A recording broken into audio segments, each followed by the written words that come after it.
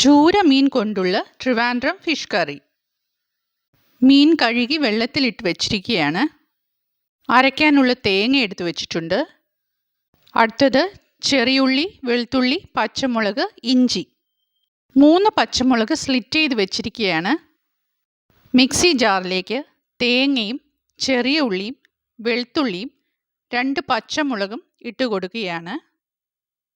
കൂടാതെ എരിവുള്ള മുളക് പൊടി, മല്ലിപ്പൊടി, കാശ്മീരി ചില്ലി പൗഡർ, ഉലുവാപ്പൊടി, മഞ്ഞൾപ്പൊടി അതും ഇട്ട് കൊടുക്കുന്നുണ്ട്.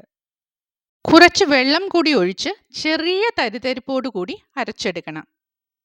എന്നു പറഞ്ഞാൽ മഷി പോലെ അരയാൻ പാടില്ല, ചെറിയ ഒരു തരിതരിപ്പ് വേണം. ഇതേമാതിരി. ചൂര മീൻ ആയതുകൊണ്ടാണ് ഇങ്ങനെ അരച്ചെടുക്കുന്നത്.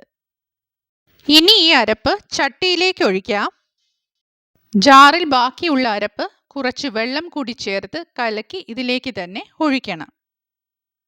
മീൻ കറിക്ക് കുറച്ച് ഗ്രേവി ആവശ്യമുള്ളതുകൊണ്ട് കുറച്ചുകൂടി വെള്ളം അതിലേക്ക് ഒഴിക്കാം. അതിനുശേഷം സ്ലിറ്റ് ചെയ്ത് വെച്ചിരിക്കുന്ന പച്ചമുളകും ഇഞ്ചിയും അതിലേക്ക് ചേർക്കണം. ആവശ്യമായ ഉപ്പ് കൂടി അതിലേക്ക് ചേർക്കാം. വാളൻ പുളിയുടെ വെള്ളമാണ് ഒഴിച്ചു കൊടുക്കുന്നത്. കുറച്ച് കറിവേപ്പില കൂടി അതിൻ്റെ മേലെ ഇട്ട് കൊടുക്കാം. ഇനി കൈ കൊണ്ട് നല്ലതുപോലെ മിക്സ് ചെയ്തെടുക്കണം. കൈ കൊണ്ട് മിക്സ് ചെയ്യുന്നത് അതിൻ്റെ ഒരു നാടൻ രീതി. മീൻ പീസസ് ഇട്ട് കൊടുക്കാം. മീൻ്റെ തല ചേർക്കാൻ മറക്കരുത്. മീൻ തല ചേർത്താലേ മീൻ കറിക്ക് നല്ല ടേസ്റ്റ് ഉണ്ടാവുകയുള്ളൂ. ഇത്രയും ചെയ്തു കഴിഞ്ഞാൽ കുറച്ച് വെളിച്ചെണ്ണ അതിൻ്റെ മേലെ ഒഴിക്കണം. അതിനുശേഷം ഒരു സ്പൂൺ കൊണ്ട് മീൻ പീസസ് ഒക്കെ ഒന്ന് അഡ്ജസ്റ്റ് ചെയ്യണം. ഫ്ലെയിം ഓൺ ചെയ്ത് കൊടുക്കാം. കറി വെട്ടി തിളച്ചു കഴിഞ്ഞ് ചെറുതായി ഓപ്പൺ ചെയ്തിരിക്കുന്ന രീതിയിൽ അതൊന്ന് അടച്ചു വെക്കണം. ഒരു 5 മിനിറ്റ് ഹൈ ഫ്ലെയിമിൽ വേവിക്കണം. അതിനുശേഷം അത് ഓപ്പൺ ചെയ്ത് ചട്ടി ഒന്ന് ചുറ്റിച്ചു കൊടുക്കണം.